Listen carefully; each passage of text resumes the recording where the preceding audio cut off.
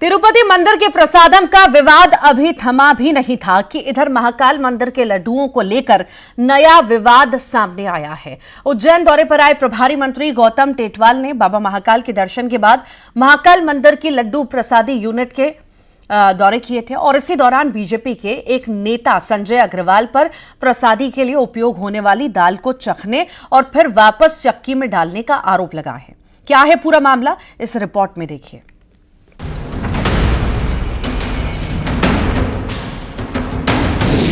प्रसाद पर बवाल, बीजेपी नेता पर सवाल।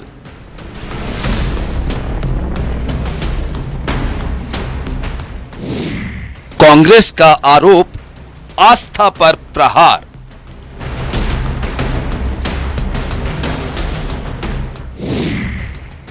वीडियो वायरल, सियासत तेज।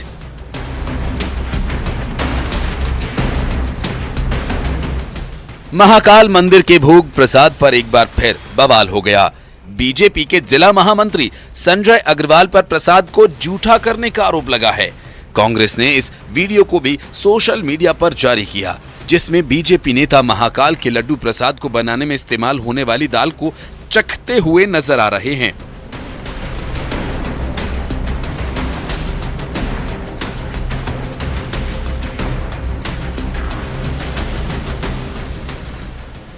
बताया जाता है कि बीजेपी नेता संजय अग्रवाल मंत्री गौतम टेटवाल के साथ लड्डू प्रसादी यूनिट का निरीक्षण कर रहे थे। कांग्रेस ने बीजेपी नेता पर श्रद्धालुओं की आस्था को ठेस पहुंचाने का आरोप लगाया है और कहा कि दाल की क्वालिटी चेक करने के नाम पर चक्की में डालते समय चखना और बची दाल को वापस चक्की में फेंक देना बेहद शर्मनाक है।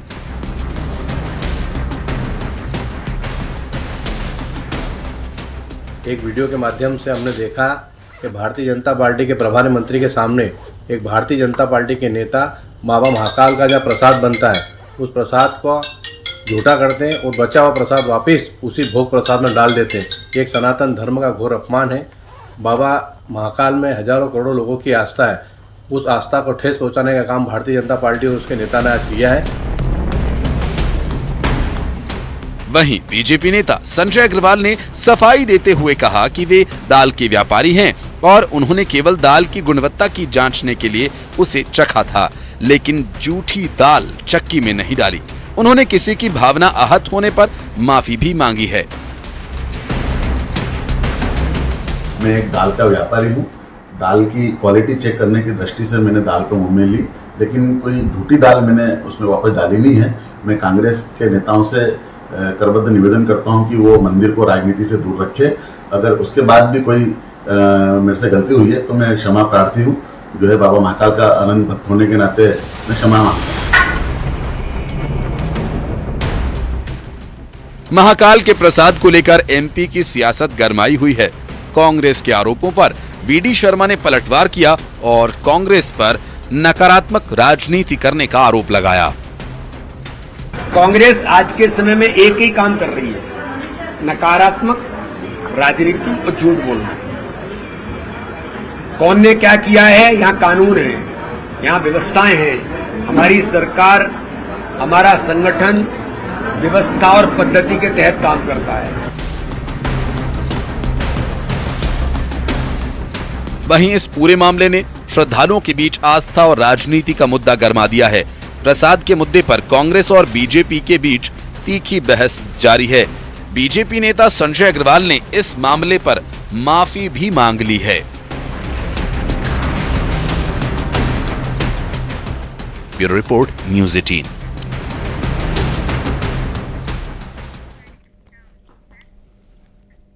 छतरपुर में रेत माफिया बेखौफ हो गए हैं। यहां अवैध खनन को रोकने आई वन विभाग की टीम पर रेत माफिया के गुर्गों ने हमला कर दिया। अवैध खनन में लगे ट्रैक्टर ट्रॉली को छुड़ाकर फरार हो गए। क्या है ये पूरा मामला, देखिए इस रिपोर्ट में।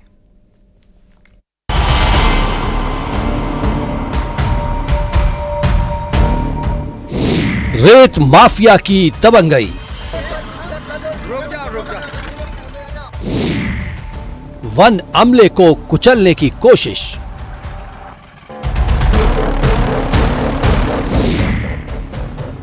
ट्रैक्टर ट्रॉली लेकर हुए फरार।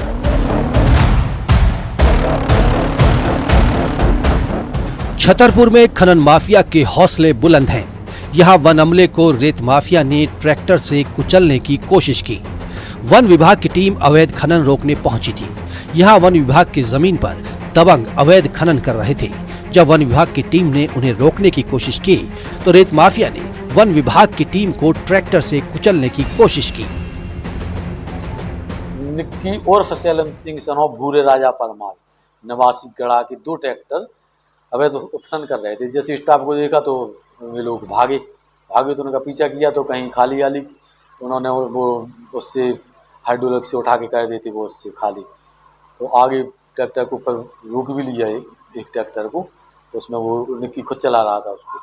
तो इन लोगों को उन्होंने बताया कि ये कैसे कर रहा है, क्यों कर रहा है, तो धमकाने लगा कि तमाम तरह की ज़बरदस्ती इन लोगों के ऊपर ट्रैक्टर चलाने की कोशिश भी की और उड़नदस्ता वाहन में टक्कर मारते हुए मौके से भाग गया, जिसके विरुद्ध प्रकरण वन विभाग का प्रकरण कायम किया गया और संबंधित थाना गुलगंज में FIR भी लिखाई गई, जो अभी कार्रवाई चल रही थी उधर मौके पर। इतना ही नहीं, माफिया के गुर्गों ने वन विभाग की टीम द्वारा जब्त किए गए ट्रैक्टर ट्रॉली को भी छीन लिया और फरार हो गए और वन विभाग की टीम के साथ बदसलूकी की। वन विभाग को अवैध खनन की जानकारी मिली थी, जिसके बाद टीम अवैध खनन को रोकने के लिए मौके पर पहुंची थी। वन विभाग की टीम को देखकर रेत माफिया भड़क गए और वन अमले को कुचलने की कोशिश की। छतरपुर में रेत माफिया की दबंगई का ये कोई पहला मामला नहीं है। इससे पहले भी रेत माफिया के लोग वन विभाग और खनिज विभाग की टीम पर अक्सर हमला किया करते थे। Bureau report, news 18।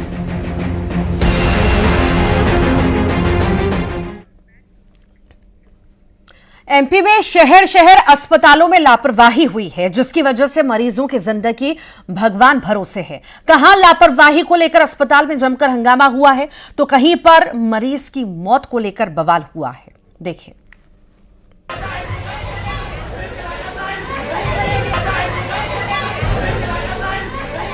खंडवा के मेडिकल कॉलेज में प्रसूता की मौत के बाद परिजनों ने जमकर हंगामा कर दिया।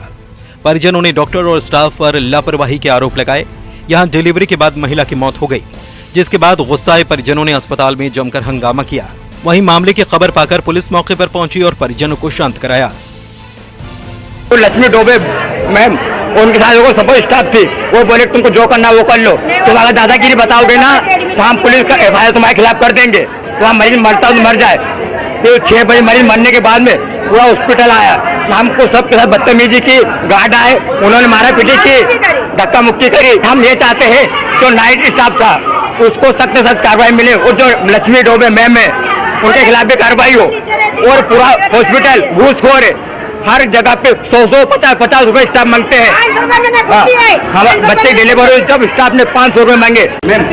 हमारे सब कागज में हमारे सब कुछ हम कर रहे हैं ना, अभी कर रहे हैं। क्या समस्या थी और क्या कुछ हुआ यहाँ पर? अभी हम कर रहे हैं ना, देखिए परिजन हंगामा कर रहे हैं, डॉक्टर स्टाफ के साथ मारपीट कर रहे हैं, हम लोग कर रहे हैं, कोशिश कर रहे हैं। उधर अनूपपुर जिले में निजी अस्पताल में डेंगू से युवक की मौत हो गई, जिसके बाद मृतक के परिजनों ने अस्पताल प्रशासन पर गंभीर आरोप लगाए और जमकर हंगामा किया। परिजनों का कहना है कि युवक की मौत के बाद भी उसे रेफर किया जा रहा था, लेकिन जैसे ही परिजनों को शक हुआ उन्होंने अस्पताल में हंगामा कर दिया। उनको वो बाहर गया था, तबीयत खराब थी, उनको लाया यहाँ रिफर एडमिट कराया मैं।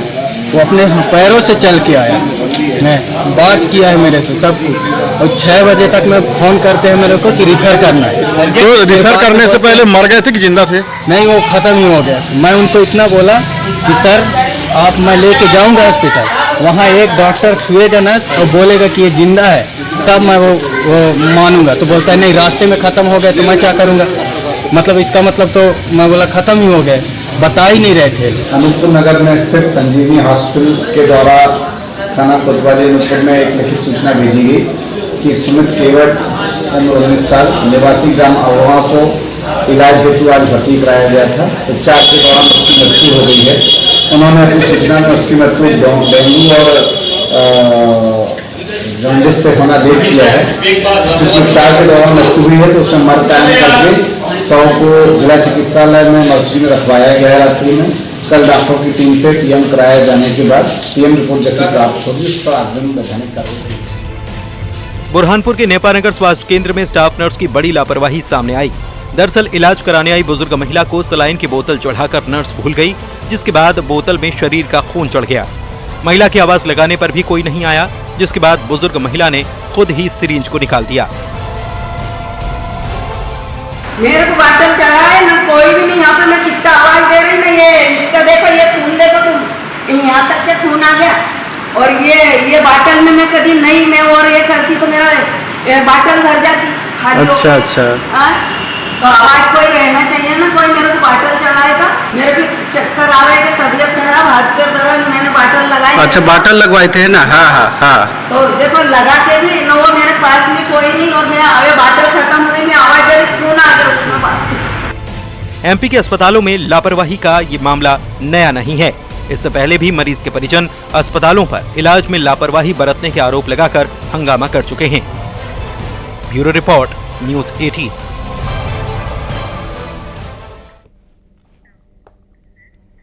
और इसी बीच बड़ी खबर आपको बताएं, वक्फ बोर्ड पर गृह मंत्री अमित शाह ने बड़ा बयान दिया है। वक्फ बोर्ड को सुधार कर सीधा कर देंगे, शीतकालीन सत्र में कानून को सुधारेंगे। ये बड़ी बात अमित शाह के द्वारा कही गई है। ये बड़ा बयान दिया गया है वक्फ बोर्ड को लेकर के।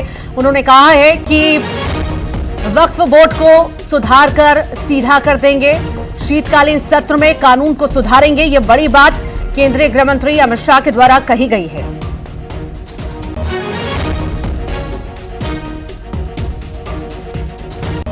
वक्फ बोर्ड के कानून से बहुत परेशानी है ना।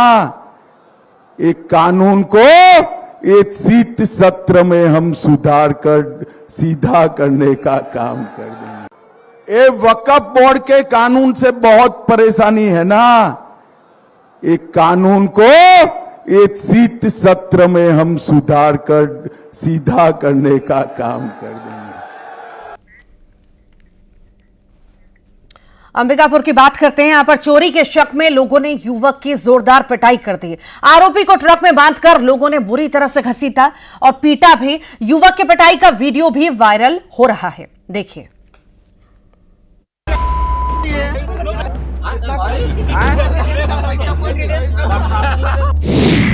युवक से हैवानियत, चोरी के शक में पिटाई।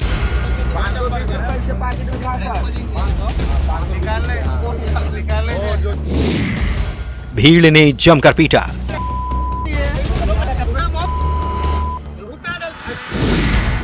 तमाशबीन बनी रही पुलिस।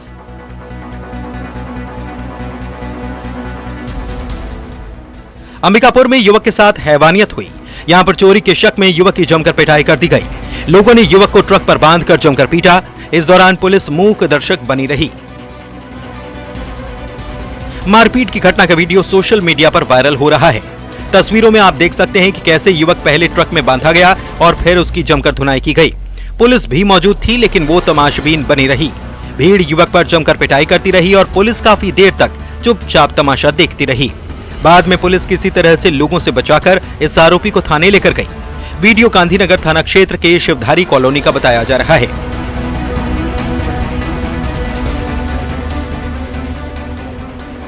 चोरी के शक में युवक को भीड़ ने पीटा, लेकिन ऐसे में सवाल ये उठता है कि भीड़ को कानून अपने हाथ में लेने की इजाजत किसने दी? माना कि युवक पर चोरी का आरोप था, तो क्या लोगों को इसकी जानकारी पुलिस को नहीं देनी चाहिए थी? या फिर कानून को लोग अपने हाथ में लेकर युवक के साथ हैवानियत करते रहेंगे?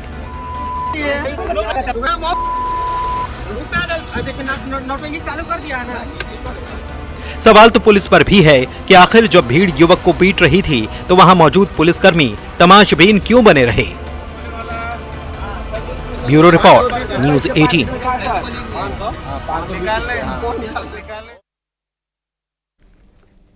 ब्रिटेन से एक सैलानी भारत घूमने पहुंचा। वो महाकाल की नगरी उज्जैन आया, लेकिन यहां कुछ ऐसा हो गया कि वो अस्पताल में रोता हुआ दिखाई दिया। क्या है पूरा मामला, आइए जानते हैं। I'm here in India, and this is a Baba, and he's been here 17 years making. Yeah, I'm gonna try this. I'll let you know. I'll let you know how it goes. I'm done with blood going everywhere. Like, how do you not know to close this? विदेशों से आए पर्यटक भारत की ऐतिहासिक धरोहरों को देखने के लिए बड़ी उत्सुकता से आते हैं। महाकाल की नगरी उज्जैन में भी बड़ी संख्या में विदेशी सैलानी आपको दिख जाएंगे। कई विदेशी मेहमान एडवेंचर की चाहत भी रखते हैं, लेकिन कभी कभी ये उनके लिए मुसीबत खड़ी कर देता है। भगवान भोलेनाथ को भांग धतूरा चढ़ाने की परंपरा है। ब्रिटेन से आए इस विदेशी पर्यटक ने भी भांग के बारे में बड़ा सुना था। उसके बाद वो एक दुकान पर गया, वहाँ से उसने लस्सी ली और लस्सी में वो भांग मिलाकर पी गया। शायद वो भांग के साइड इफेक्ट से अनजान था। सैम नाम के इस सैलानी के साथ फिर जो हुआ वो इसे पूरी जिंदगी नहीं भूल सकता।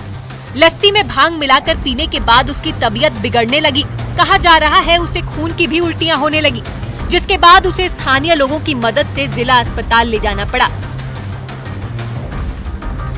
डॉक्टरों ने उसकी हालत देखकर उसे एडमिट कर लिया। उसे ड्रिप चढ़ाई गई। कुछ समय बाद वो पूरी तरह होश में आया। अस्पताल के बेड में खुद को देखकर वो बेहद दुखी था। इतना ही नहीं, वो फूट फूट कर रोने लगा और खुद को कोसने लगा। उसके सामने नर्स भी खड़ी है। वो चुपचाप उसकी बातें सुन रही है। उसे समझाने की कोशिश भी की जाती है, लेकिन वो चिल्लाता रहा।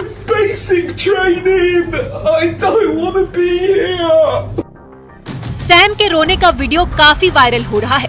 सोशल मीडिया पर भी लोगों की प्रतिक्रियाएं सामने आ रही हैं। सैम को सलाह देने वालों की लाइन लग गई है।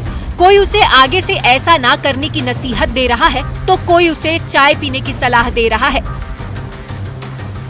सैम एक यूट्यूबर भी है। अभी कुछ दिन पहले ही वो भारत घूमने आया है, जिसके बाद वो महाकाल की नगरी पहुंचा। उसने मंदिर के सामने वाली किसी दुकान में लस्सी पी ली, लेकिन उसमें भांग भी मिला ली। भांग ने ऐसा असर दिखाया कि उसे अस्पताल में इलाज कराना पड़ा। इस घटना के बाद से सैम काफी डर गया है और वो ये भी मान रहा है कि उसने बहुत बड़ी गलती कर दी। आगे से वो ऐसा नहीं करेगा। Bureau report, news 18।